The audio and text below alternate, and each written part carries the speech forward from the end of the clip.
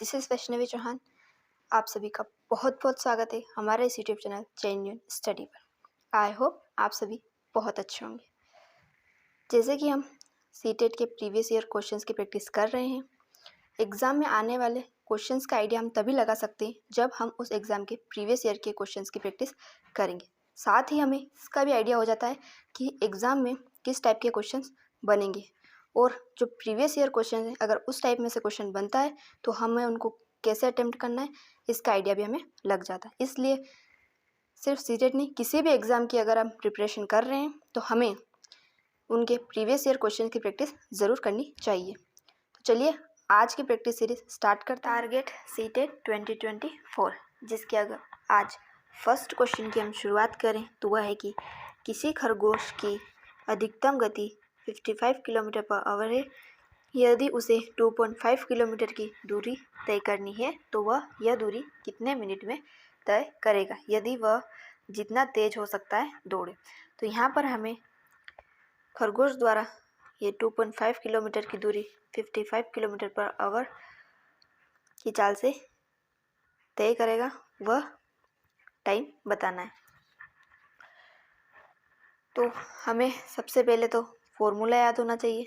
चाल बराबर होता है दूरी बटा समय। यहाँ पर हमें चाल दे रखी है 55 किलोमीटर पर आवर, फिर दूरी दे रखी है 2.5, और यहाँ पर हमें टाइम मतलब कि समय ज्ञात करना है। अब अगर हम यहाँ पर टाइम निकालें तो यह समथिंग 0.044 आवर हमारा आंसर आएगा। अब यहाँ पर ऑप्शन में दे रखा है मिनट, और पूछा भी मिनट में कि मिनट में कितने मिनट में यह दूरी तय करेगा। तो इस आवर को मिनट में बदलने के लिए हम 0.044 को 60 से इंटू करेंगे, क्योंकि एक आवर में 60 मिनट्स होते हैं, एक आवर में 60 मिनट्स होते हैं।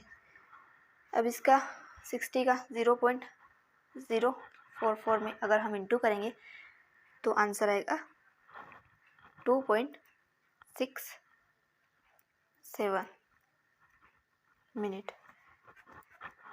तो यहाँ पर तो हमें ऑप्शन में यह दे ही नहीं रखा है। 2.67 मिनट जो होते हैं यह लगभग 3 मिनट के बराबर होते हैं। तो यहाँ पर हमारा जो आंसर हो जाएगा वह option number A. Next question दे रखा है कि पेट्रोलियम के उत्पाद और उसके उपयोग नीचे स्तंभ ए तथा स्तंभ बी में क्रमशः दिए गए हैं। एक सही मिलान समुच्चय का चुनाव करें। कॉलम ए में हमें पेट्रोलियम के कुछ उत्पाद दे रखे हैं और कॉलम बी में उसके उपयोग के बारे में बताया गया है, तो हमें उनका सही मिलान करना है। तो फर्स्ट ऑप्शन दे रखा है कोक। कोक जो होता है उसका निर्माण जो होता है वह हवा की अनुपस्थिति में कोयले को गर्म करके होता है, और इसका उपयोग जो होता है, कोक का उपयोग अक्सर स्टील के निर्माण में किया जाता है। तो फर्स्ट का हो जाएगा first, second, third and fourth. तो फर्स्ट का हो जाएगा फोर्थ, जो कि ऑप्शन नंबर ए में दे रखा है। वैसे तो ऑप्शन नंबर ए करेक्ट हो जाएगा क्योंकि फोर्थ केवल और केवल ऑप्शन नंबर फर्स्ट में दे रखा है, लेकिन हम आगे और चेक करेंगे। कोलतार जो होता है इसका निर्माण जब कोक या गैस बनाने के लिए कोयले का कार्बनीकरण करते हैं तब इसका निर्माण होता है, और इसका उपयोग जो होता है, कोलतार का उपयोग खुशबू, इत्र या विस्फोटक में प्रयोग किया जाता है। नेक्स्ट है कोल गैस। तो कोल गैस है उसका निर्माण कोयले के भंजक आसवन द्वारा होता है, और इसका उपयोग उद्योगों में ईंधन के रूप में किया जाता है।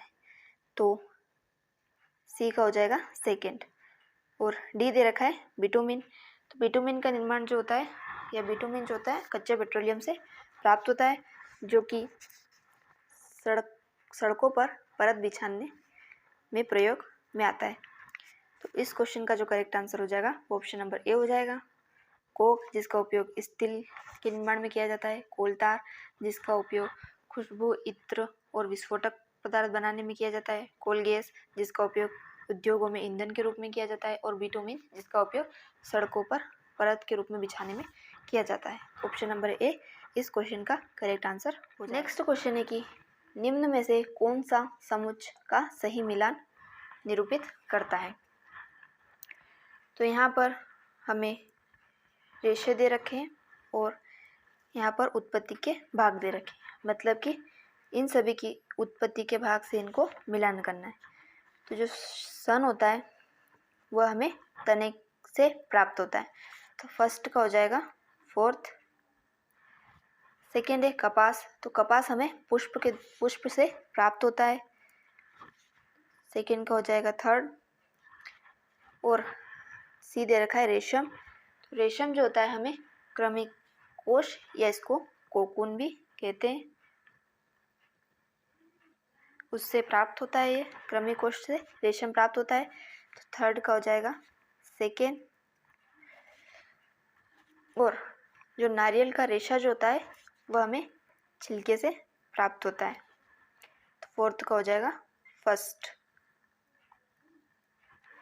सन हमें तने से प्राप्त होता है, कपास पुष्प से प्राप्त होता है, रेशम जो होता है वह क्रमिकोश या कोकून से प्राप्त होता है, जबकि जो नारियल का रेशा जो होता है वह हमें छिलके द्वारा प्राप्त होता है। तो फर्स्ट, सेकेंड, थर्ड और फोर्थ नीचे से इस क्वेश्चन के करेक्ट आंसर हो जाएंगे। नेक्स्ट क्वेश्चन है कि प्लास्टिक के संदर्भ में निम्न में से सही कथन का चुनाव करिए। फर्स्ट ऑप्शन दे रखा है ताप संयम बारंबारता सांचे में डाले जा सकते हैं। उष्मा स्थितिक प्लास्टिक गर्म करने पर पिघलाए जा सकते हैं। बेकेलाइट ताप सोनमी का उदाहरण है। और पॉलीथीन और पीवीसी उष्मा स्थितिक प्लास्टिक के उदाहरण।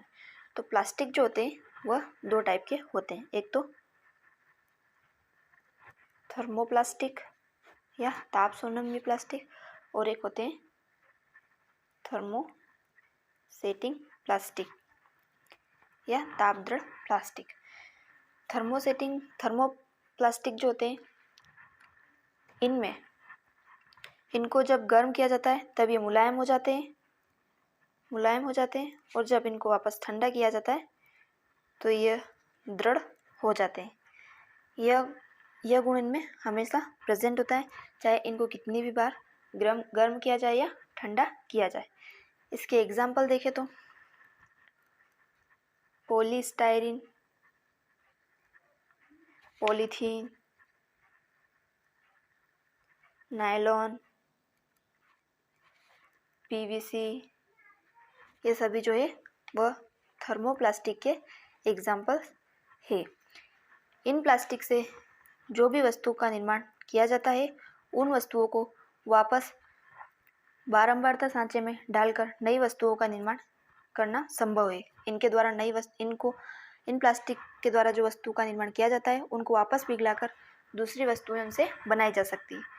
लेकिन थर्मोसेटिंग प्लास्टिक जो है, जैसे कि इसके एग्जाम्पल देखें तो बेकेलाइट, मेलामाइन, ये प्लास्टिक जो होते हैं ये थर्मोसेटिंग प्लास्टिक है। इनसे जो वस्तुएं बनाई जाती है उनको पिघलाकर वापस नई वस्तुओं का निर्माण करना संभव नहीं है। इनको एक बार सेट कर दिया जाए, थर्मोसेटिंग इनको एक बार सेट कर दिया जाए तो ये वैसे ही रहते हैं, इनसे वापस नई वस्तुओं का निर्माण नहीं किया जा सकता। जबकि थर्मोप्लास्टिक से नई वस्तुओं का निर्माण किया जा सकता है और इनको बारंबारता सांचे में डाला जा सकता है। तो यहाँ पर सही कथन का चुनाव करना है। ये दे रखा है ताप सोनम या थर्मोप्लास्टिक बारंबारता सांचे में डाले जा सकते हैं, तो बिल्कुल करेक्ट है। सेकेंड दे रखा है उष्मा स्थितिक प्लास्टिक गर्म करने पर पिघलाए जा सकते हैं, तो ये एक रॉन्ग आंसर है। थर्ड दे रखा है बेकेलाइट ताप सोनम, जबकि हमने यहाँ देखा है थर्मोसेटिंग का एग्जाम्पल बेकेलाइट है, तो ये ताप सोनम में ताप दृढ़ प्लास्टिक है, बेकेलाइट एक थर्मोसेटिंग प्लास्टिक है। और डी दे रखा है कि पॉलीथीन और पीवीसी उष्मा स्थितिक प्लास्टिक के उदाहरण, ये दोनों जो है वह थर्मोप्लास्टिक या ताप सुनम्य के एग्जाम्पल है, ना कि उष्मा स्थितिक प्लास्टिक के। इस क्वेश्चन का जो करेक्ट आंसर हो जाएगा वो ऑप्शन नंबर ए हो जाएगा। नेक्स्ट क्वेश्चन है कि निम्न में से किनमें ध्वनि तरंगे गति नहीं कर पाएंगी। ए दे रखा है लकड़ी के स्केल से, धातु के तार से, कपड़े के धागे से या डी निर्वात से। तो ध्वनि तरंगे जो होती है एक प्रकार की अनुदैर्घ्य यांत्रिक तरंगे होती है। यह तरंगे जो होती है केवल और केवल जहाँ पर वायुमंडल उपस्थित होता है वहाँ पर यह गमन करती है। यह निर्वात में गमन नहीं करती, जबकि प्रकाश निर्वात में भी गमन कर सकता है और प्रकाश की चाल जो होती है वह सर्वाधिक निर्वात में ही होती है। और ध्वनि जो होती है उसकी चाल सर्वाधिक ठोस, फिर द्रव और फिर गैस में होती है। ध्वनि सर्वाधिक ठोस, द्रव फिर गैस में होती है, जबकि प्रकाश में इसका उल्टा है। प्रकाश सर्वाधिक निर्वात में, फिर गैस में, फिर द्रव में और फिर ठोस में गमन करता है। तो इस क्वेश्चन का जो करेक्ट आंसर है कि ध्वनि तरंगे गति नहीं कर पाएंगी तो वह निर्वात से गति नहीं कर पाएंगी। ऑप्शन नंबर 4 इस क्वेश्चन का करेक्ट आंसर हो जाएगा, ऑप्शन नंबर 4। नेक्स्ट क्वेश्चन है कि निम्न में से कौन सा कोशिका में केंद्रक का कार्य नहीं है, न्यूक्लियस का कार्य नहीं है। फर्स्ट दे रखा है कि कोशिकाओं के आकार एवं सुदृढ़ता प्रदान करना। सेकेंड है कि जीन के रूप में जनक से संतति तक अभिलक्षणों को स्थानांतरित करना। थर्ड है कि एक नियंत्रण केंद्र की तरह कोशिका की क्रियाकलापों को नियंत्रित करना। फोर्थ दे रखा है कि कोशिका द्रव और केंद्रक के मध्य पदार्थों की गतिविधि कराना। तो जो केंद्रक होता है वह प्लांट सेल्स जो होती है उनके अंदर ये केंद्रक थोड़ा परिधीय साइड में होता है, क्योंकि इनके अंदर वोक्यूल से रिक्तिका बड़े आकार की होती है। और जो एनिमल सेल्स होती है उनके अंदर जो न्यूक्लियस होता है वो एकदम सेंटर में पाया जाता है। सेंटर को मतलब न्यूक्लियस को कोशिका का कंट्रोल रूम या नियंत्रक कक्ष कहा जाता है, क्योंकि यह कोशिका की सभी गतिविधियों को नियंत्रित करने का कार्य करता है। फर्स्ट कार्य तो इसका यही है। सेकेंड, इस केंद्रक में जेनेटिक मटेरियल्स भरे होते हैं, जिनके द्वारा केंद्रक जो होता है एक पीढ़ी से दूसरी पीढ़ी में आनुवंशिक लक्षणों को स्थानांतरित करने का कार्य करता है।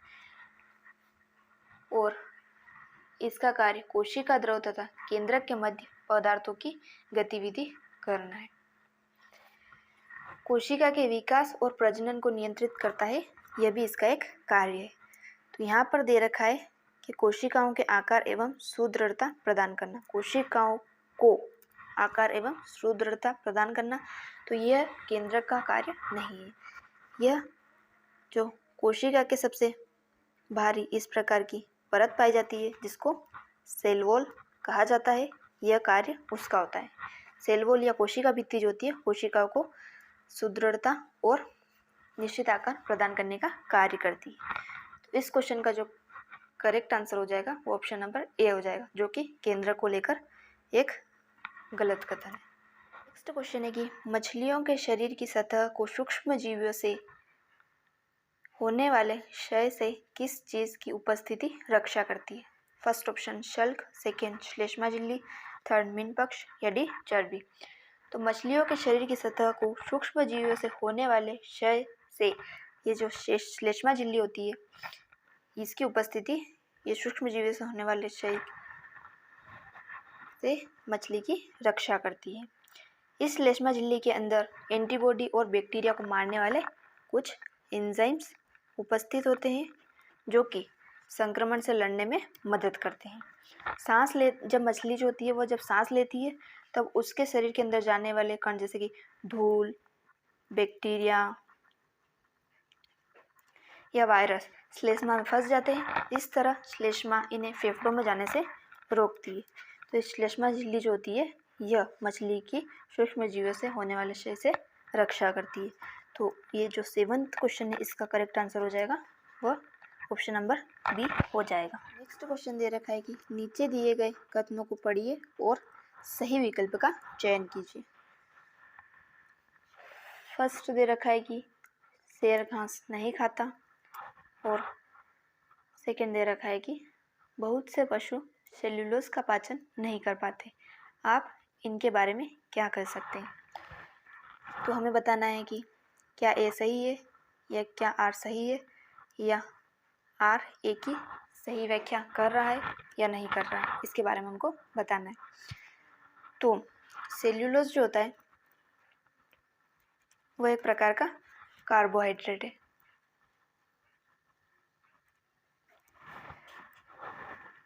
और घास में प्रचुर मात्रा में सेल्यूलोज उपस्थित होता है। घास में प्रचुर मात्रा में सेल्यूलोज उपस्थित होता है, सेल्यूलोज पाया जाता है। अब शेर घास नहीं खाता, यह कथन तो बिल्कुल करेक्ट है। शेर के साथ साथ जो हम ह्यूमन बींग्स होते हैं वह और बाघ भी घास को नहीं खाते, क्योंकि उनमें सेल्यूलोज को पचाने की शक्ति नहीं होती है, वह सेल्यूलोज को नहीं पचा सकते। मानव, शेर और बाघ जैसे कई पशु होते हैं वह घास नहीं खाते हैं, क्योंकि उनके अंदर सेल्यूलोज के पाचन, उनके शरीर के अंदर सेल्यूलोज का पाचन नहीं होता है। अब आर दे रखा है कि बहुत से पशु सेल्यूलोज का पाचन नहीं करते, तो ये बिल्कुल करेक्ट है।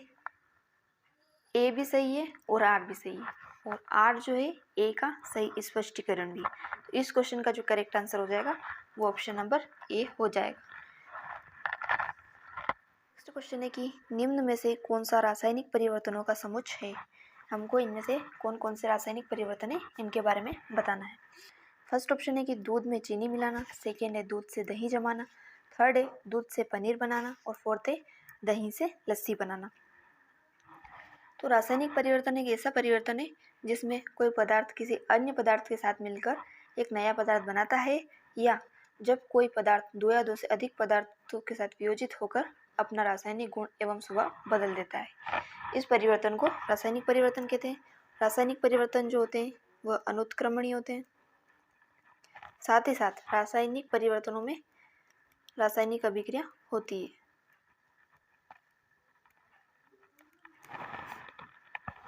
यहाँ पर दूध में चीनी मिलाना तो ये एक प्रकार का भौतिक परिवर्तन है। दूध से दही जमाना, यहाँ पर ये एक प्रकार का रासायनिक परिवर्तन है। जबकि दूध से पनीर बनाना तो यह भी एक प्रकार का रासायनिक परिवर्तन है। और दही से वापस लस्सी बनाना तो ये एक प्रकार का भौतिक परिवर्तन।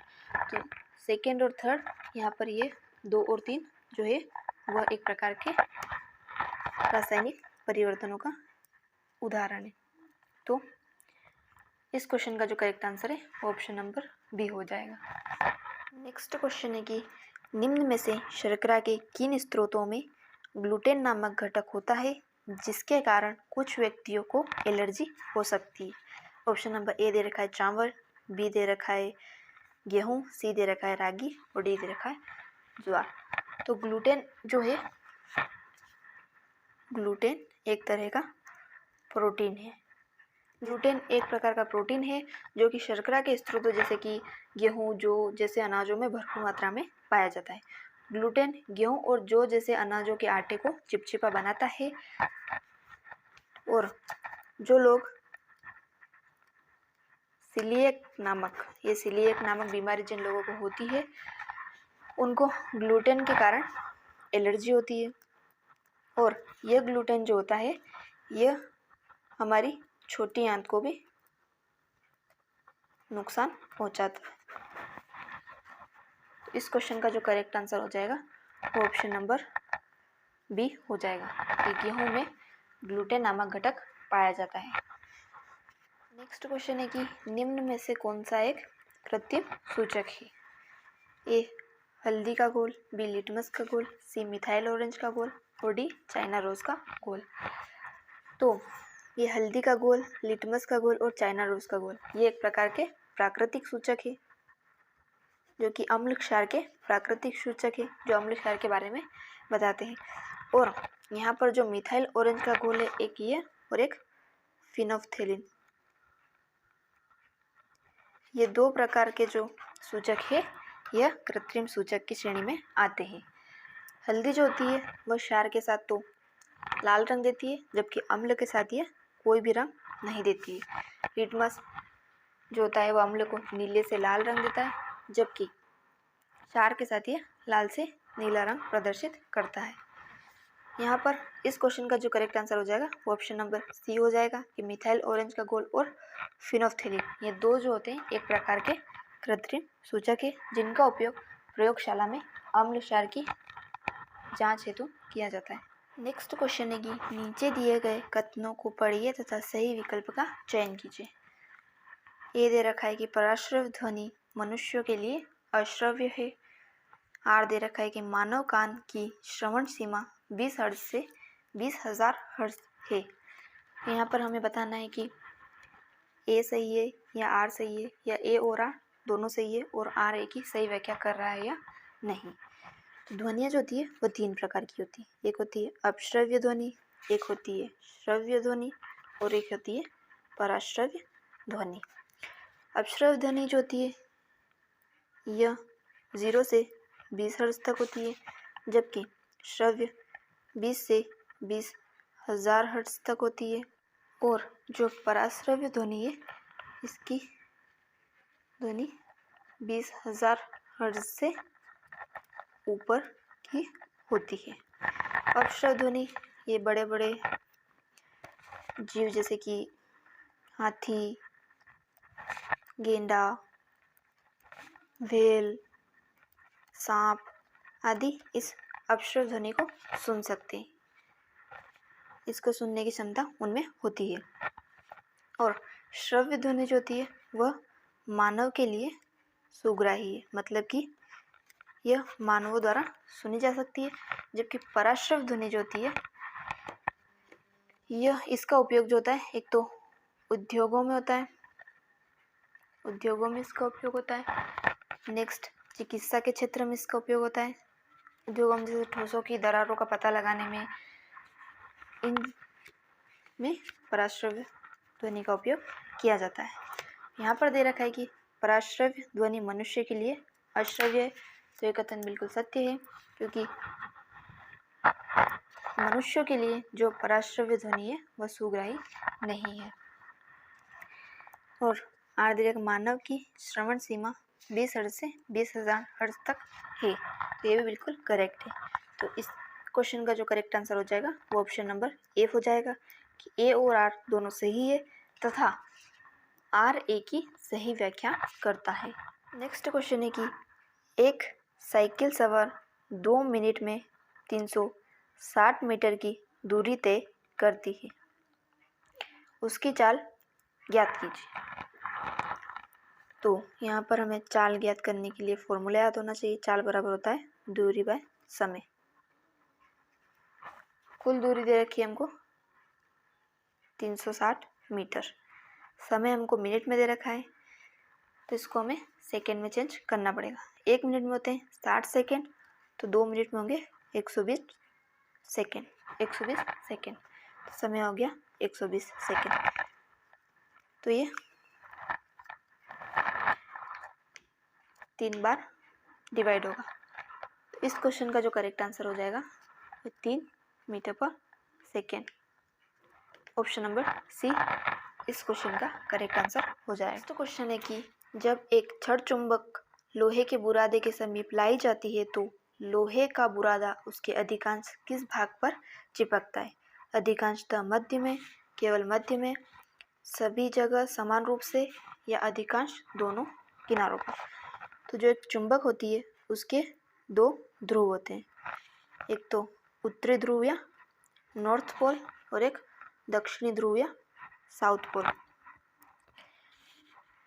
जब 2 चुंबक को एक दूसरे के पास लाया जाता है तो उनमें आकर्षण बल तभी लगेगा जब उन 2 चुंबक के विपरीत ध्रुवों को एक दूसरे के पास लाया जाए।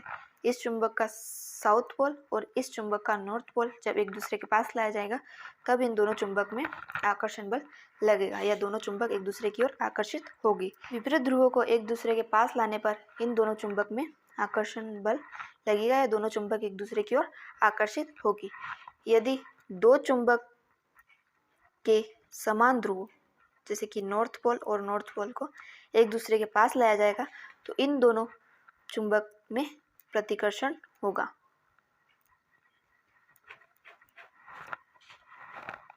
और एक चुंबक का अधिकांश जो चुंबकत्व होता है वो उसके किनारों पर होता है। तो अगर एक छड़ को लोहे के बुरादे के समीप लाया जाता है तो लोहे का बुरादा अधिकांशतः उसके किनारों पर या उसके सिरों पर चिपकेगा। तो इस क्वेश्चन का जो करेक्ट आंसर हो जाएगा वो ऑप्शन नंबर डी हो जाएगा। अधिकांशतः दोनों किनारों पर लोहे का बुरादा चिपकेगा। नेक्स्ट क्वेश्चन दे रखा है कि ए, बी, सी और डी निम्न 4 माध्यमों को निरूपित करते हैं। ऊपर दिए गए किन माध्यमों में ध्वनि की गति क्रमशः न्यूनतम एवं अधिकतम होगी? तो ध्वनि जो होती है एक प्रकार की अनुदैर्ध्य यांत्रिक तरंग होती है जो कि वहाँ पर गति करेगी जहाँ पर वायुमंडल उपस्थित होगा। निर्वात में यह गति नहीं करती है और ध्वनि जो होती है सबसे ज़्यादा ठोस में, फिर द्रव में और फिर गैसीय माध्यम में गमन करती है। इसमें इसकी चाल सर्वाधिक होती है। यहाँ पर पूछा गया कि किन माध्यम में ध्वनि की गति क्रमशः न्यूनतम एवं अधिकतम होगी? तो ध्वनि यहाँ पर ऑप्शन दे रखा है वायु, जल, लोहे की छड़ और निर्वात। तो ध्वनि की चाल जो होती है वह सर्वाधिक ठोस माध्यम में होती है। तो यहाँ पर ठोस माध्यम जो है वह लोहे की छड़ है। तो सबसे अधिकतम तो ध्वनि की चाल जो होगी वह लोहे की छड़ में होगी और सबसे न्यूनतम जो होगी वह गैसीय माध्यम में होगी जो कि वायु है। निर्वात में तो ध्वनि की चाल जो होगी वह शून्य होगी। निर्वात में ध्वनि गमन करती नहीं है। तो यहाँ पर तो न्यूनतम पूछा गया है। यहाँ पर ये नहीं पूछा गया है कि कहाँ पर ध्वनि की चाल शून्य होगी। यहाँ पर ये नहीं पूछा गया है। यहाँ पर पूछा गया है कि ध्वनि की चाल न्यूनतम कहाँ पर होगी। तो न्यूनतम जो ध्वनि की चाल होती है वह गैसीय माध्यम में होती है जो कि वायु है। तो थर्ड और फर्स्ट इस क्वेश्चन का करेक्ट आंसर है जो कि ऑप्शन नंबर सी में दे रखा है। तो इस क्वेश्चन का जो करेक्ट आंसर है ऑप्शन नंबर सी हो जाएगा।